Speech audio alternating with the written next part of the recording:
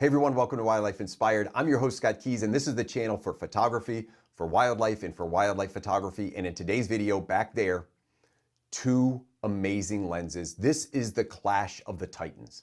The 400mm 2.8 versus the 600mm f4. Most importantly, who are these for, and how are they different? Right after this.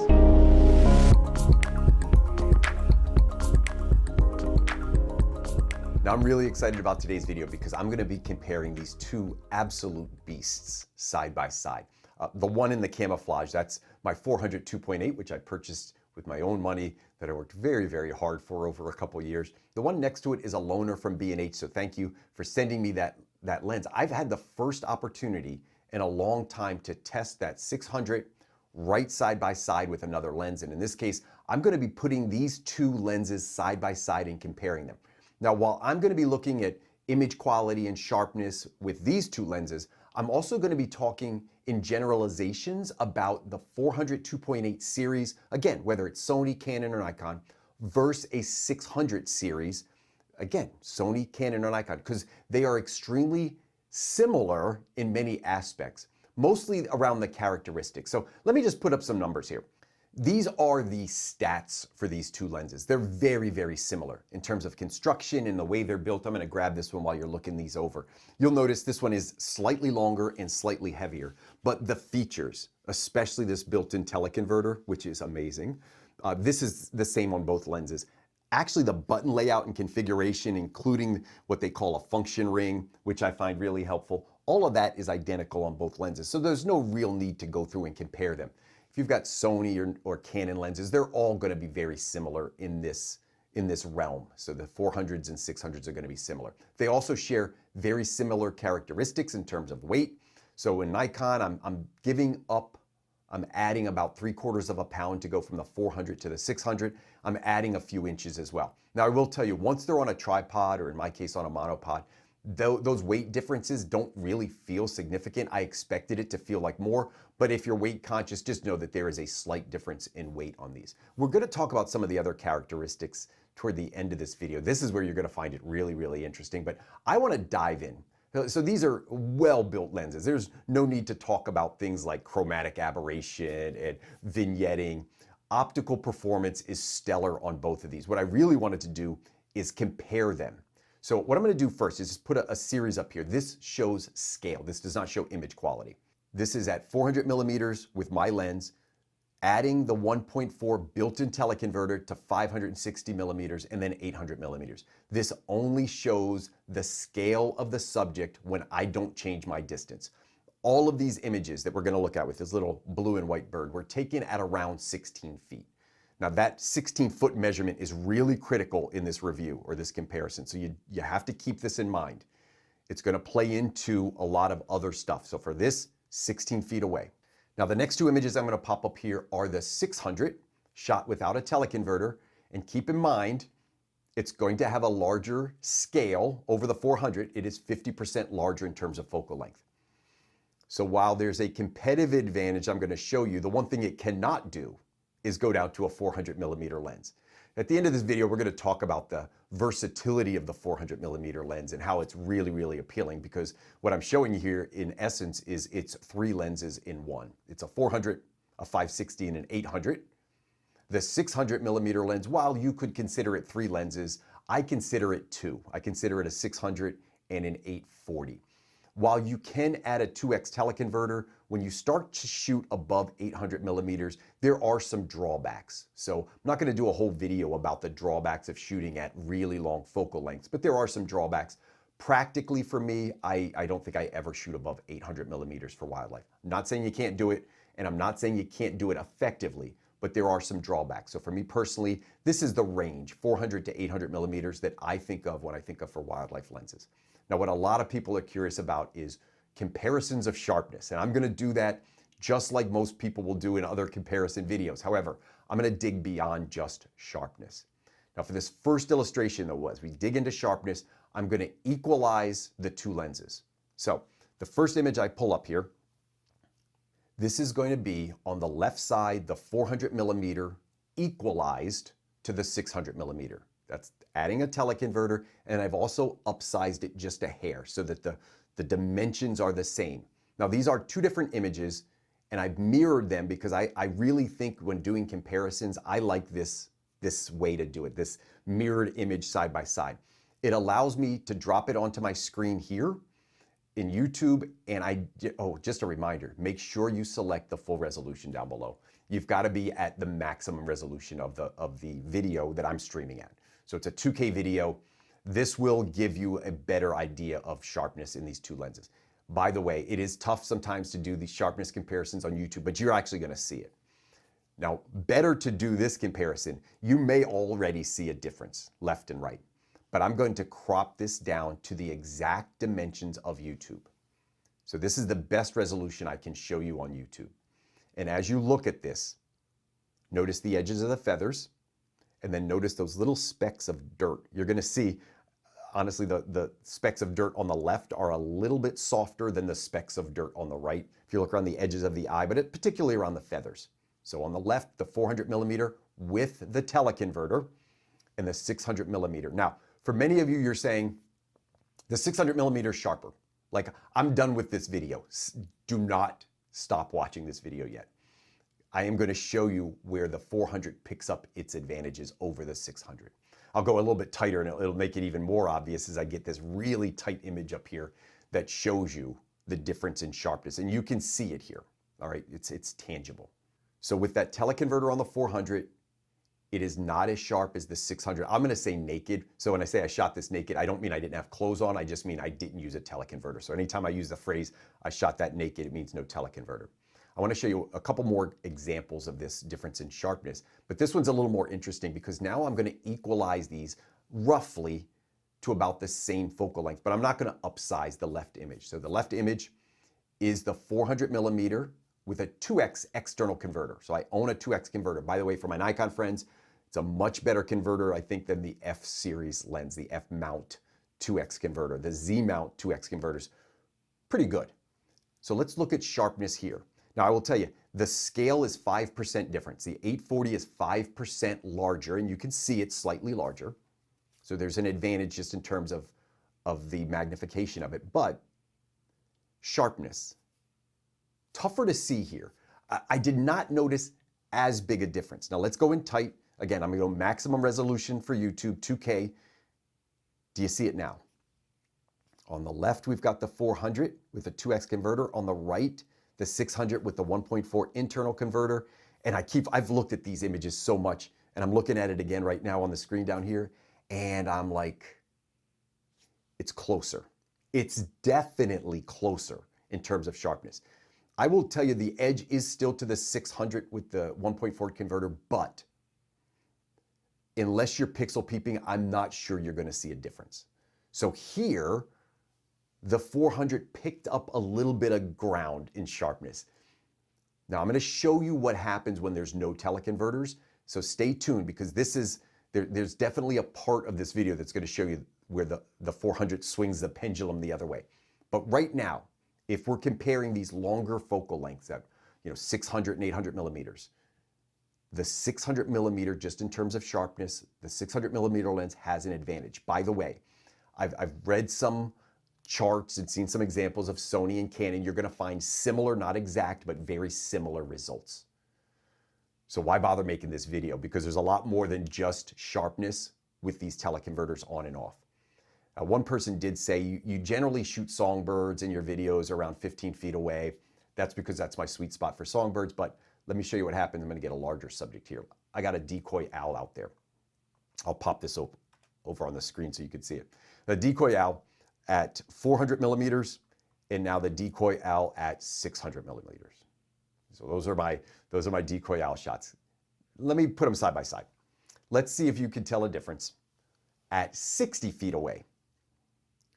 And I'll label these left and right, but on the right, you've got the 600 millimeter lens with no teleconverter. On the left, you've got the 400 millimeter lens with the teleconverter.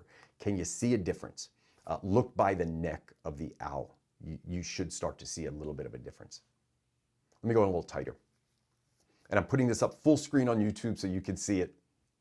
Do you see a difference now?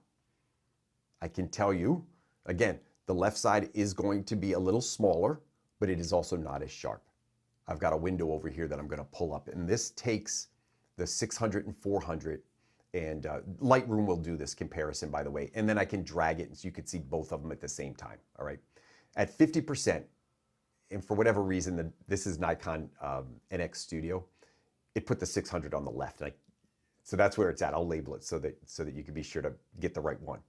50%, little bit of a difference, but you can see it. 100%, you're really going to start to see the differences. If you look around kind of the rim of the eye, you see a sharpness difference. If I go to 200%, watch this. You can actually see on the left with the 600mm lens, it's got little scratches that you can't see. The lens just wasn't able to resolve those differences. That's a test of sharpness. When you have fine lines next to each other and they don't appear as fine lines, you've lost resolution. You can't resolve that image. And you can see a difference here. So again, advantage 600, and some of you are like, I don't know why you're making this video. You've proven your point. You've got to bear with me because things change quickly very soon. Over on the side, I'm going to put the specifications back up, but I want you to notice something critical. Minimum focus distance. So with the 600mm lens, whether it's Sony, Canon, or Nikon, you're about, I'm going to use 15 feet. You're about 15 feet away. Some lenses, some older models might even be a little bit more than that. With the 400mm lens, you're around 9 feet. So this becomes really different, really quick. Now I'm trying to do some illustrations here to make these points. So here's one. I'll pop this up real quick. Okay, take a look. Without any other explanation, you might think the image on the left is the 600 because it is larger. And you might think the image on the right is the 400. These were not taken at the same distance, but they were taken at roughly the same minimum focus distance of the lens. So on the left, that is the 400mm naked at around 9 feet. And on the right, that's the 600mm naked at around 16 feet. So just beyond its minimum focus. Notice that the image on the left is bigger. This is because the magnification of the 400 is greater at minimum focus. It has the ability to magnify at 0.17x.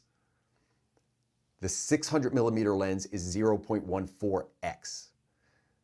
What that means is the larger that number, as it approaches 1, the subject is getting bigger and bigger in frame. It only pertains to minimum focus distance. So the advantage here starts to shift to the 400. Now watch this. Not only is it bigger, it's sharper. Pop this up. Again, widescreen on YouTube so you can see all the resolution, and you will see a clear difference that the image on the left is sharper. It does not have the teleconverter on now. It is larger because I'm closer, and the magnification ratio is greater. So now I've got a bigger, sharper image with the 400. So now the pendulum starts to swing.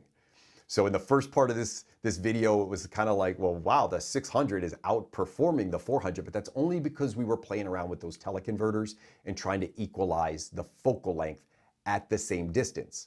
Now what I'm doing is taking the 400 and getting closer because it allows me to get closer. And when I do that, I get more magnification when I approach minimum focus, but I also get a sharper result.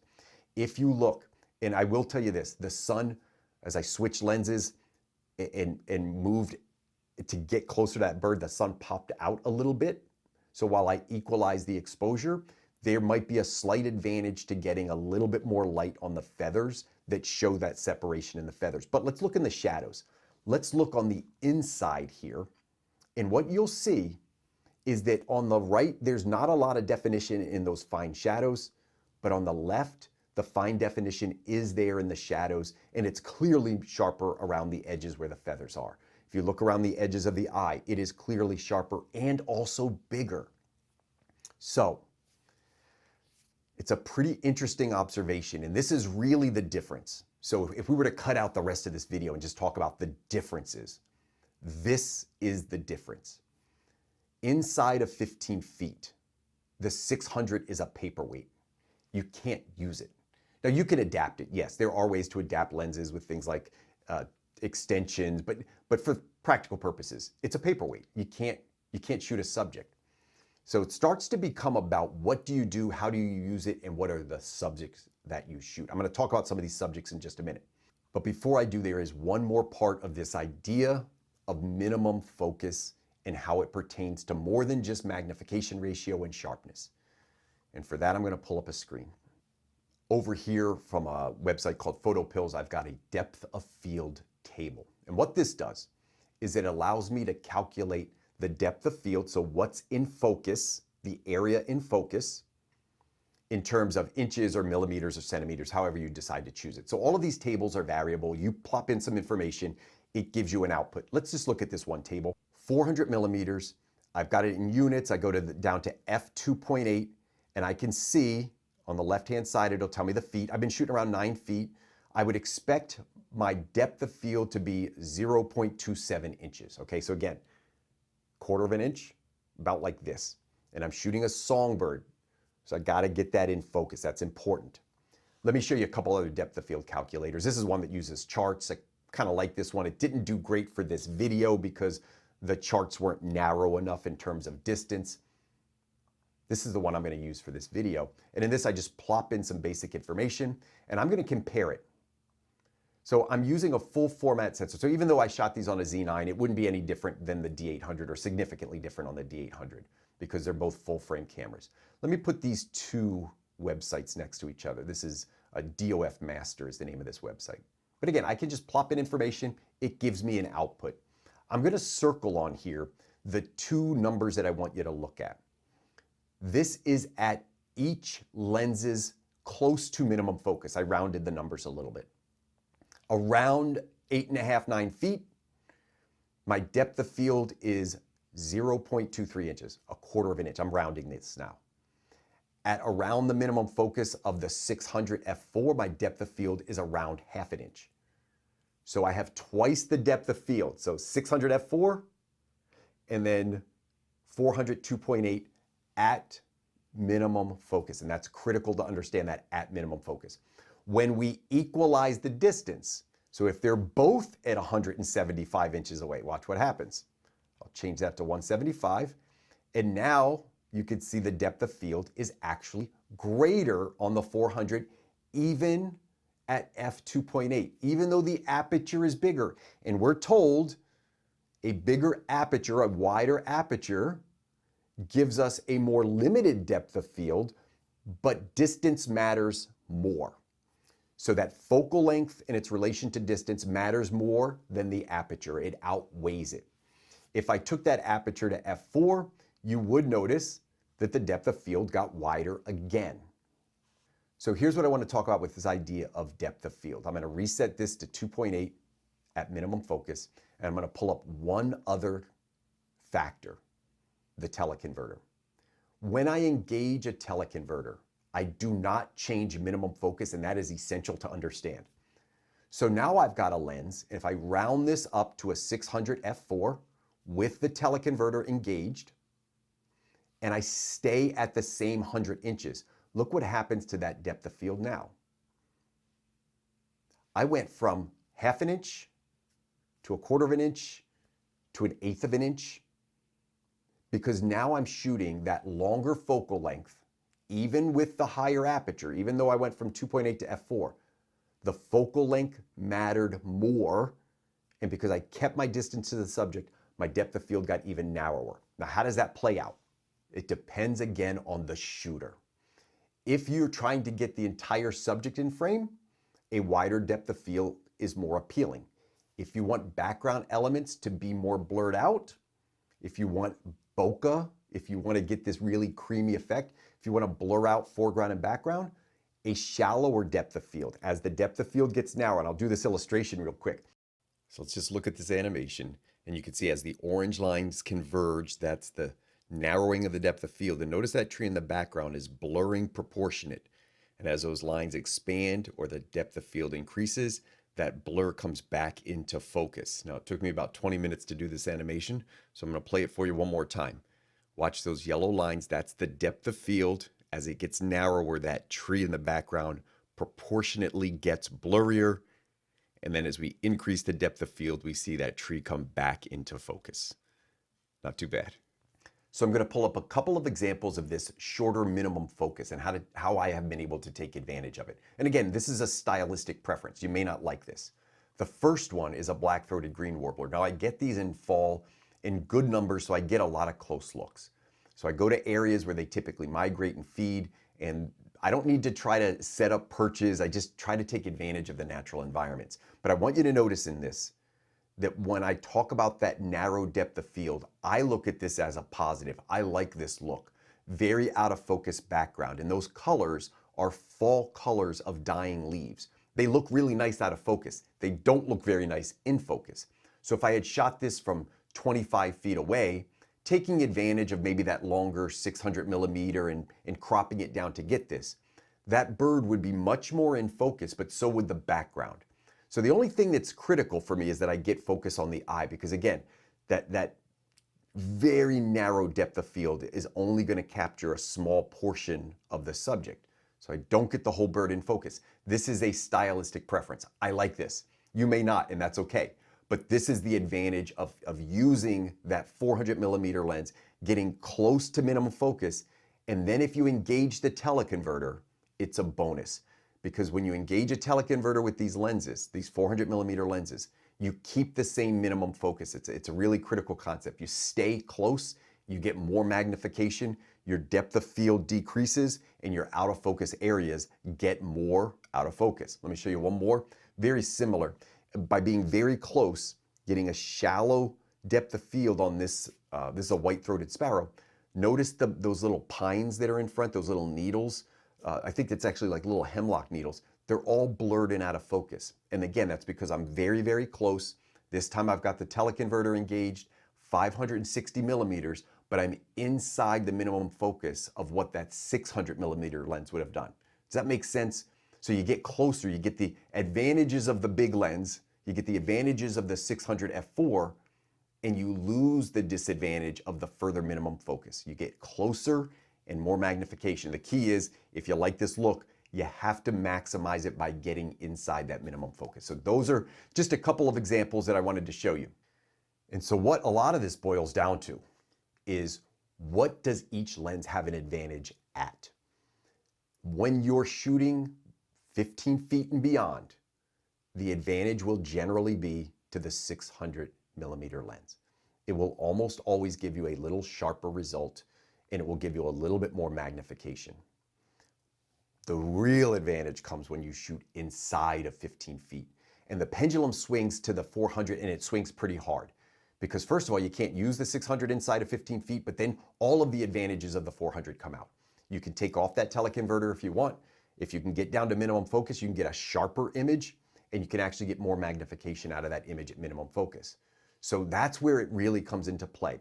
There is also this idea of somebody that likes to shoot a little looser or a little bit more environmental scene. And the 400 has a lot of advantages when doing that. I'll put a couple images over here just to scroll something pretty, but you'll see some images that are shot with a little bit more scene included. So if this is your style, then there's really no disadvantage to the 400. It's going to allow you to do that. Remember, the 400 can essentially become a 600, but the 600 can't become a 400.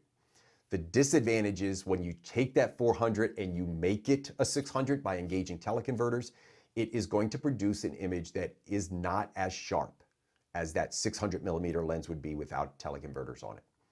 And that's the premise of this video. That's who these lenses are for, and these are the key characteristics beyond just sharpness. That idea of minimum focus is a huge deal. And the idea of how I shoot, what is my style, has to be understood by the photographer, because that's going to help you make a great decision.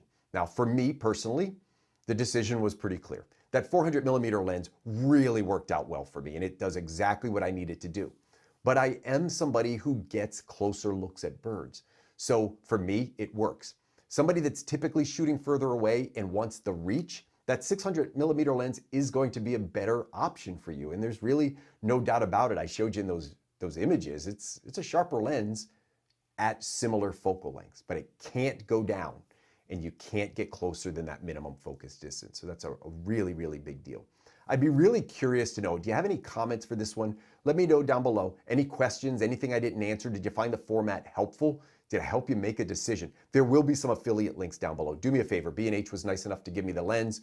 I would really appreciate it if you would consider using those affiliate links down below. They don't cost you any more money. They just give me some credit with B&H. So if you use that, I really, really appreciate it. And I can continue to make these videos for you. Now, if you aren't subscribed to the channel, I don't know how that's possible. You got to subscribe to the channel, hit the bell for notifications, give the video a like, and that'll help share this video out with other people who also enjoy wildlife photography or who might be curious about these lenses. And as always, I hope we can continue to find inspiration in wildlife together.